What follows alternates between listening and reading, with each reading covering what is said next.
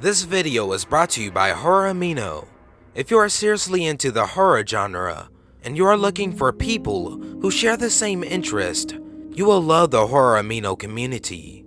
There are die-hard fans in this app that share scary horror-related videos, pictures, topics, and even stories, something you guys love.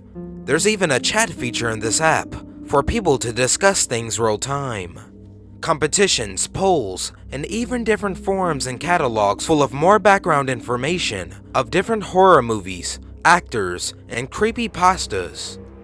I have a current poll on Horror Amino, and I invite you to go on the app and to answer the poll question. This app is available on Google Play and the iTunes Store, and it's completely free.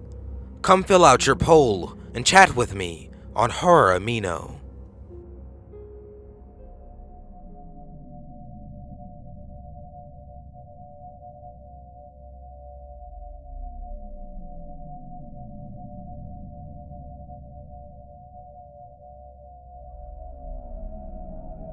So hey guys, I've been lurking this sub for like 2 years, and thanks to the wonders of online dating, I finally have quite the story to share with you.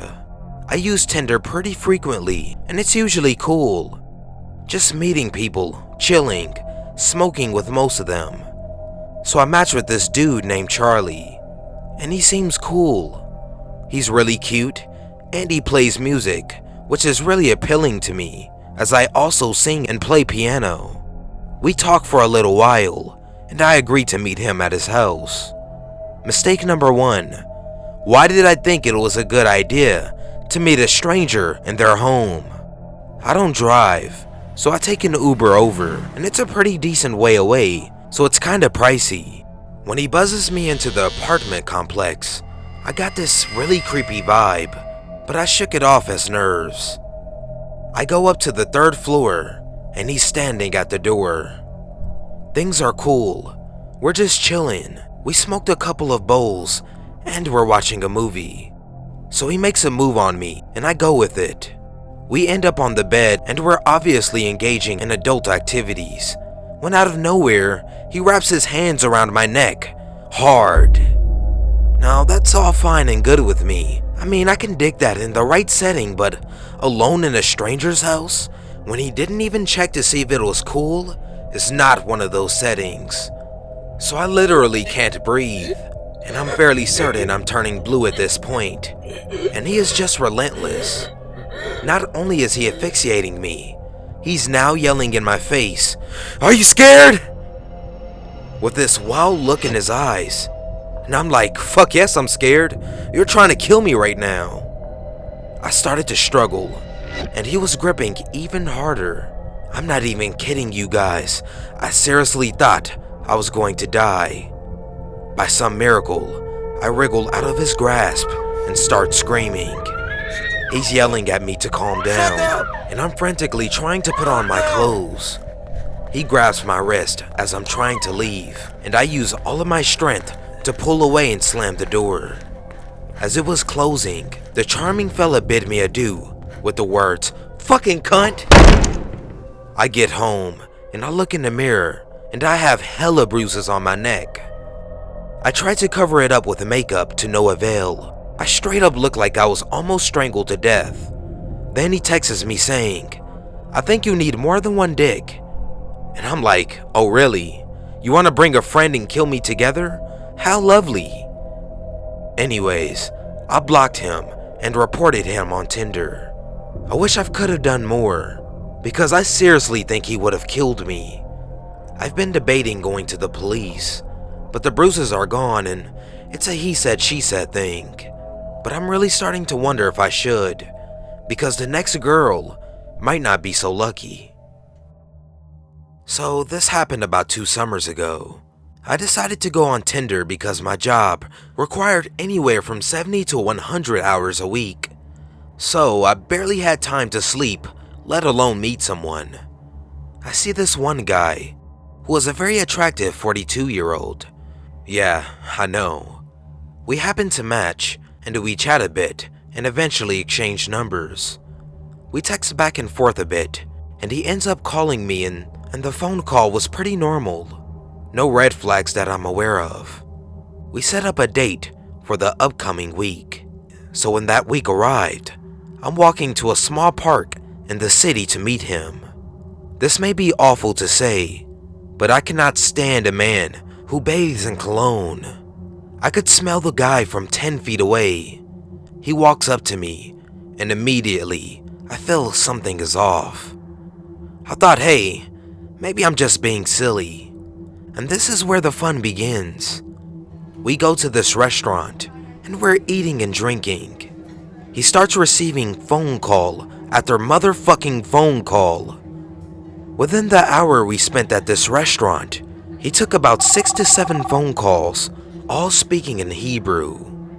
So my Spanish ass didn't understand a single word he was saying. I'm fuming at this point, and when he hangs up his call, I tell him that he should take his phone calls and I would rather go home. He tells me he is sorry, that it's his birthday, so his family is calling him to wish him a happy birthday. I find it odd that he wanted to go on a date with some girl he met online, rather than hang out with his friends. Maybe I'm thinking too much. At this point, this man is a few shots in. He starts grabbing me aggressively, and I tell him to back up a little. We just met, and I don't want him touching me that way in public. He stops. At this point, I should have left. I don't know why the hell I didn't. Check's taken care of by him, and he asks me to go get drinks with him. I assume this meant walking to get drinks, because as I said, homeboy is a few shots in, and I think he's a little tipsy at this point. But he says he wants to drive to a different bar, and I refuse to get in the car if he was planning on driving in his current state. He asks me to walk to his car, because he needs to sit down before we go to whatever bar we were going to. I'm not too alarmed by this, because it was a very well lit, populated area of the city. We get into his car, and he asks me if I wanted a drink. I have this puzzled look on my face, and he starts laughing, gets out of the car, and opens the trunk. This guy comes back with 2 sippy cups and a bottle of whiskey. I look at him, and I ask him first, "Why do you have those cups?" At the same time, I turn around and see a car seat in the back. This idiot has a son. He's using his son's sippy cups to pour whiskey in them. He offers me a drink, and I deny it because, well, I'm not drinking fucking whiskey. A, in your car. B, out of your son's sippy cups. And B, a bottle that has already been opened. He starts getting agitated, and he gets back in the car and closes the door and asks me if I wanted a drink, to which again, I replied no. I told him, "Listen, you shouldn't be drinking in your car like this. You can get arrested. There are cops all around here, and you're 42.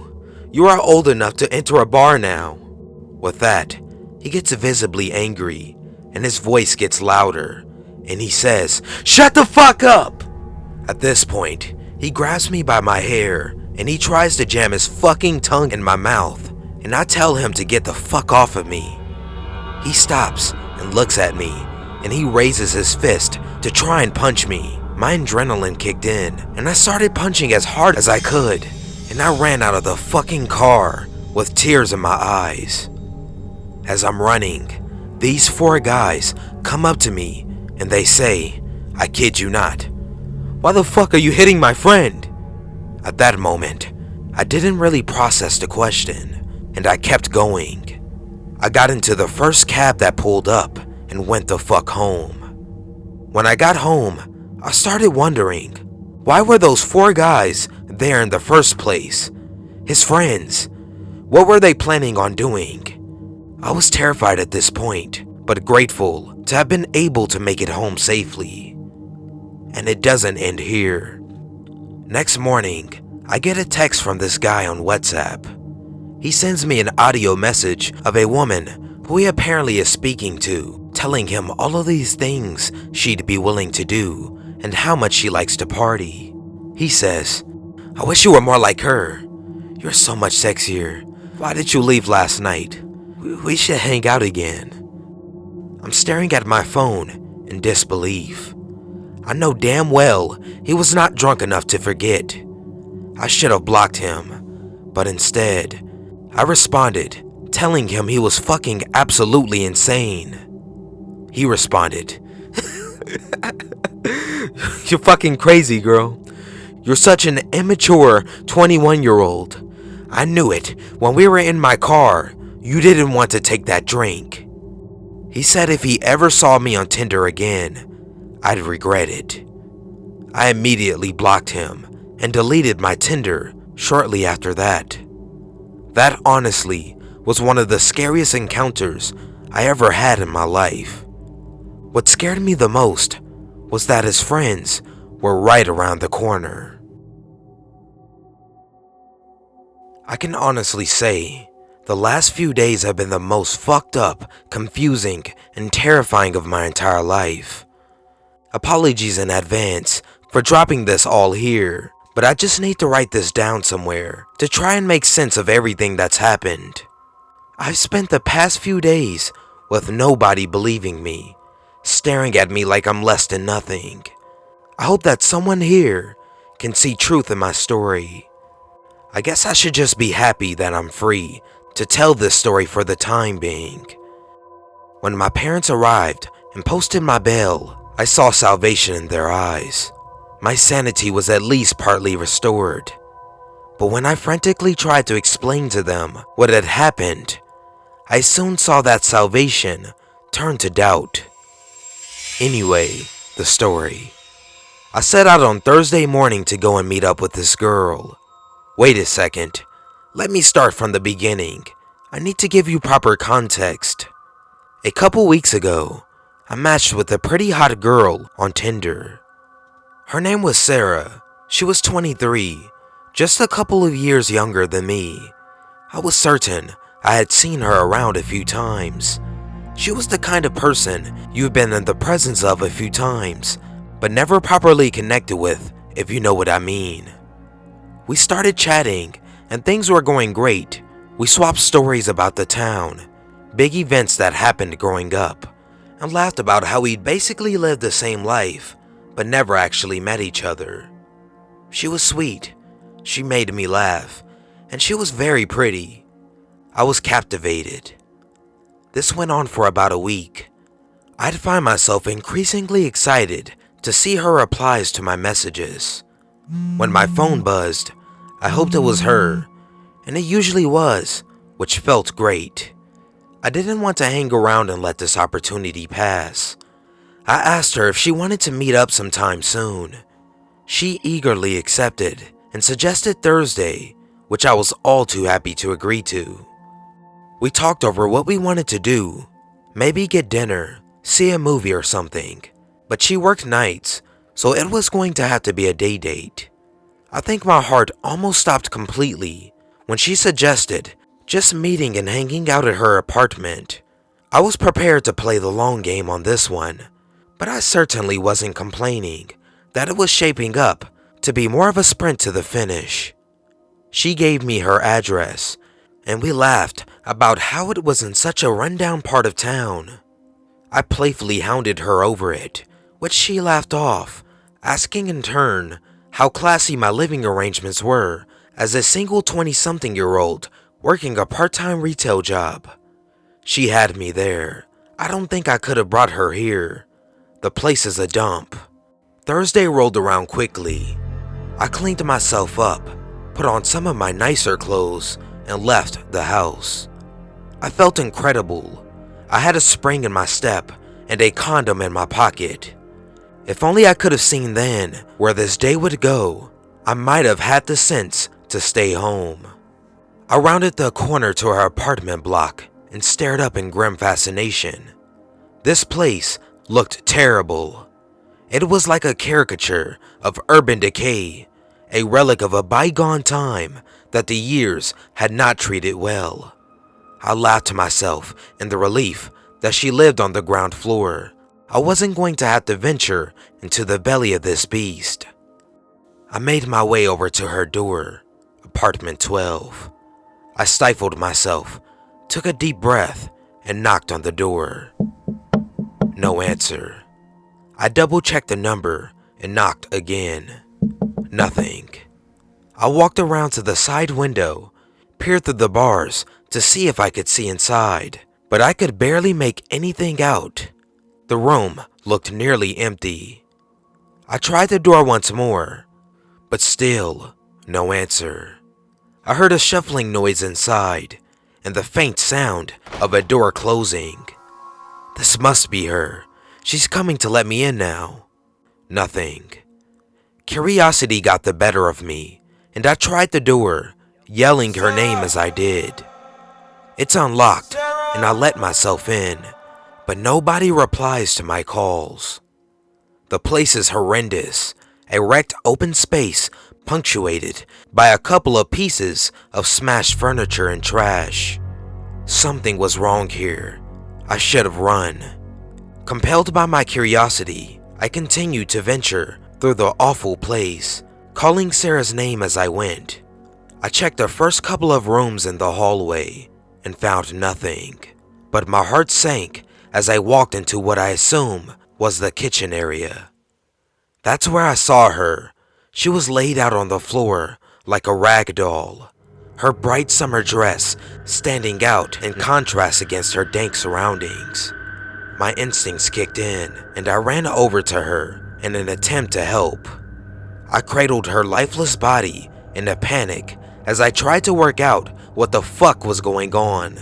Her neck was bruised like she'd been strangled, but she was still warm, color fading from her face with each passing moment. I had no idea what to do.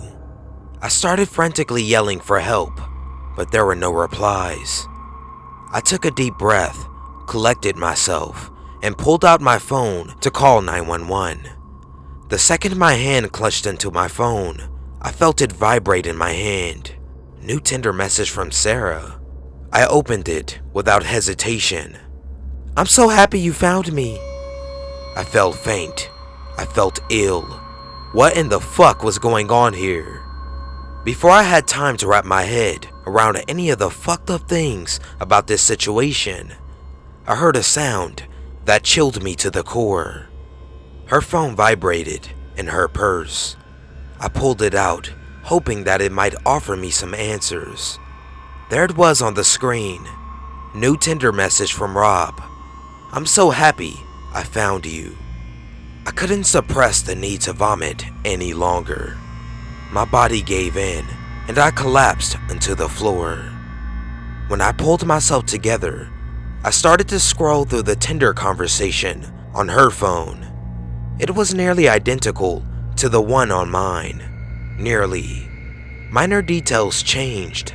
Roles were reversed in the conversation. On her phone, I had asked her to meet me here. Before I even had time to try and figure out what had happened or calculate how monumentally fucked I was, the sirens rolled in. Pretty soon, I was cuffed up in the back of a cruiser. Since then, I've been protesting my innocence so hard that I've not even had time to process what happened. I've not slept a wink, and with each passing hour, my pleas for understanding began to sound more and more like the ramblings of a madman. I'm being recalled for further questioning tomorrow. I am certain this is where my life ends.